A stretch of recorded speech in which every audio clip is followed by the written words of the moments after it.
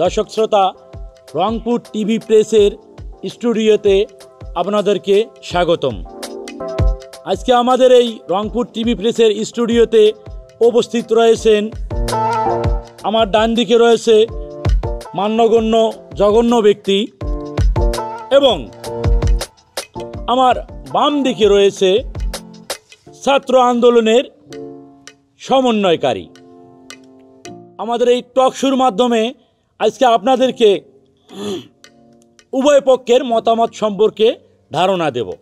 তো আমাদের টক শোর কার্যক্রম শুরু করা যাক।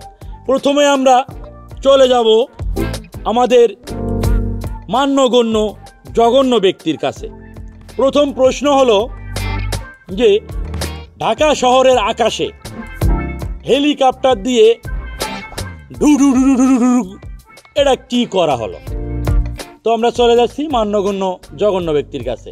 আসসালামু আলাইকুম। ওয়ালাইকুম আসসালাম ওয়া রাহমাতুল্লাহি ওয়া বারাকাতুহু। আপনি মনে হয় জোরে কথা বলতে পারেন, আপনার খিদে লাগছে। আমি আবার সালাম দিচ্ছি, সালামের উত্তরটা দেবেন। আসসালামু আলাইকুম। ওয়ালাইকুম আসসালাম ওয়া রাহমাতুল্লাহি ওয়া বারাকাতুহু। আচ্ছা, আপনার নামটা কি? আমার নাম মোহাম্মদ আরিফ শেখ। মোহাম্মদ আরিফ শেখ, মান্যগণ্য জঘন্য ব্যক্তি। তো আমরা জানতে চাচ্ছি যে ঢাকা শহরের আকাশে হেলিকপ্টার দিয়ে আপনারা কি করলেন? ঢাকা শহরের আকাশে হেলিকপ্টার দিয়ে আমরা যেটা করছি, ঢাকা শহরে যে জায়গায় জায়গায় পানিগুলা জমছে না, হ্যাঁ হ্যাঁ হ্যাঁ হ্যাঁ, এই পানিগুলার ভিতরে দুনিয়ার এডিস মশা জন্মগ্রহণ করতেছে।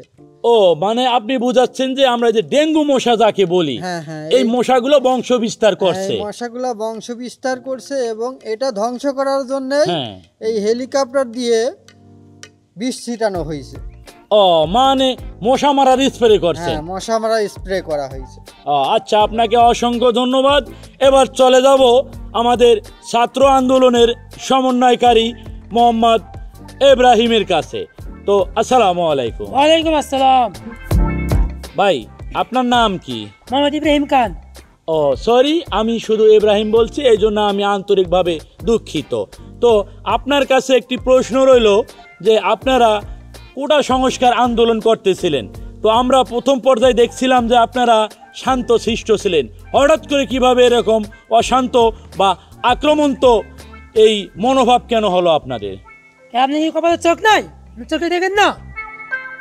আস্তে আস্তে ভাই, এটা স্টুডিও, এখানে একটু সাবলীন ভাষায় কথা বলতে হবে।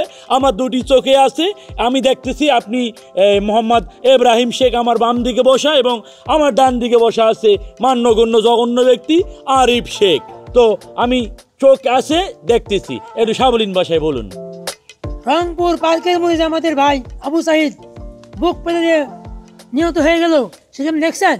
হ্যাঁ, আমরা দেখেছি যে রংপুরে পার্কের মোড় অর্থাৎ রোকেয়া বিশ্ববিদ্যালয়ের সামনে একজন শিক্ষার্থী গুলিবিদ্ধ হয়ে মারা গেছে। তো আপনারা এই গুলিটা কে করলো, কাকে সন্দেহ করতেছেন, বা সেই জন্য কি আপনারা এই আক্রমণাত্মক হয়ে উঠলেন কিনা, আমরা সেটা জানতে চাচ্ছি। এখন কি আমরা হাতে চুরি করে বসে থাকবো? আমাদের ছাত্র ভাই মরতেছে, আমরা কি উত্তেজনা হবো না?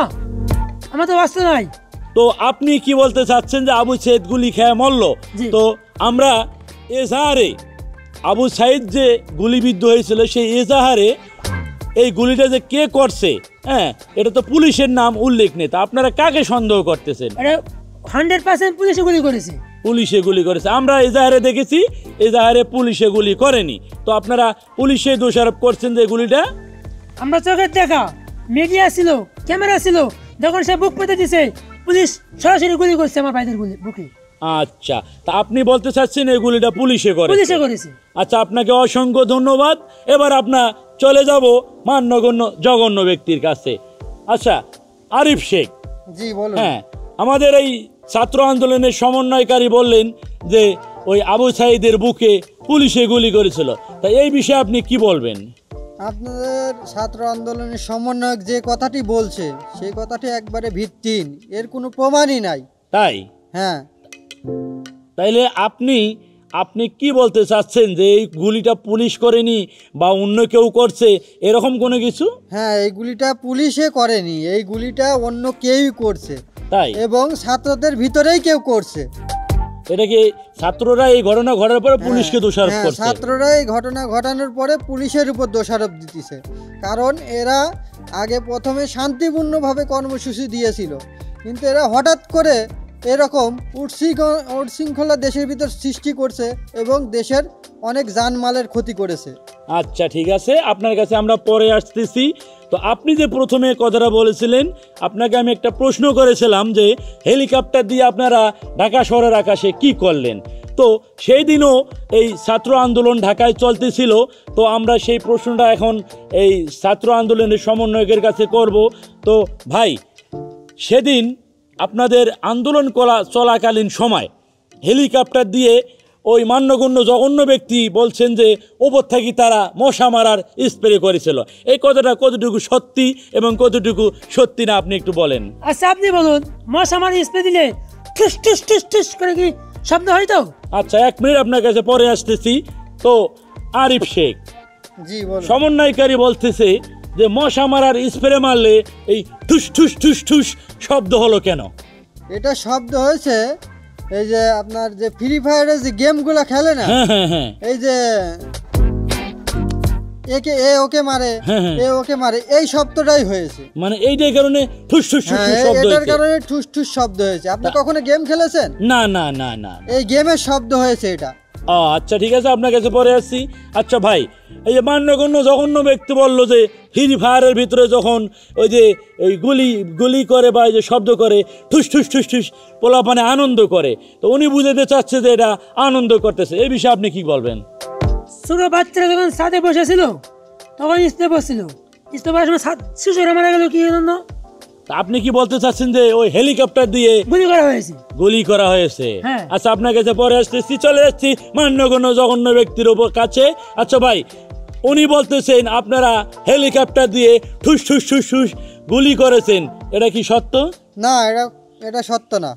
আমি এই বিষয়ে বলতে চাই কি, এই বাচ্চাটা মারা গেছে কিভাবে, সেটা হলো ওই বাচ্চাটার একটা হয়তো কোনো সমস্যা ছিল, কোনো হৃদরোগের হয়তো কোনো সমস্যা ছিল। এই স্প্রেটার করার কারণে যে শব্দটা হয়েছে, এই শব্দটার ভয়ে হয়তো বাচ্চাটা মারা গেছে। তার মানে আপনি বলতেছেন যে এটা স্প্রে করছেন, ওই বাচ্চাটার হৃদরোগের সমস্যা ছিল। হ্যাঁ, মনে হ্যাঁ। যাবে না। এটাই হয়েছে, এটাই হয়েছে। আস্তে আস্তে আস্তে এটাই আস্তে হয়েছে। এটা স্টুডিও আপনাদেরকে হাজার হাজার এই দর্শক শ্রোতা দেখতেছে, এখানে কেউ উত্তেজিত হবেন না। তো এই ছাত্র আন্দোলনের সমন্বয়কারী মোহাম্মদ ইব্রাহিম ভাই, তো আমি বলতে চাচ্ছি যে উনি যে কথাটা বললো, হ্যাঁ, এই কথার সাথে কি আপনি একমত? না না, কখনোই হতে পারে না। বাচ্চারা গুলি খেয়ে মারা গেছে। ও, আপনি বলতেছেন গুলি খেয়ে মারা জি। গেছে। দর্শক শ্রোতা, আপনারা উভয়ের মন্তব্য শুনতেছেন।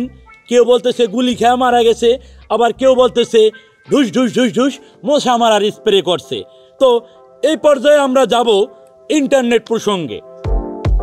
ছাত্র আন্দোলনের সমন্বয়কারী মোহাম্মদ ইব্রাহিম, আচ্ছা ভাই, আমরা এখন যে প্রসঙ্গটা আসছি, আপনাদের এই সমাবেশ, মিছিল, মিটিং, আন্দোলন চলাকালীন সময় আমরা দেখেছিলাম ইন্টারনেট বন্ধ হয়ে গেছিল।